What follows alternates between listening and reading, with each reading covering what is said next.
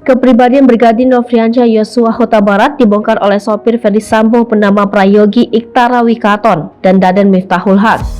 Momen ini terjadi pada sidang lanjutan kasus dugaan pembunuhan berencana terhadap Brigadir J dengan terdakwa Ferdy Sambo dan Putri Chandrawati di Pengadilan Negeri Jakarta Selatan.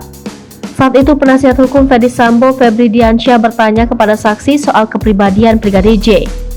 Saksi Prayogi mengaku bergaul dengan Brigadir J di Rumah Saguling 3 nomor 29 Duren 3 Jakarta Selatan dan Posko 54. Menurut dia terjadi perubahan sikap pada Brigadir J.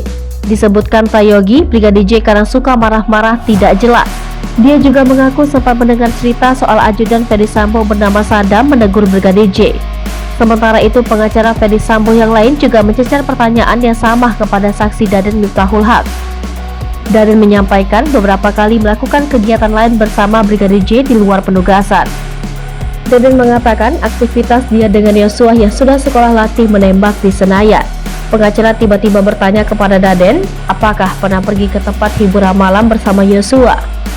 Daden pun menjawab pernah.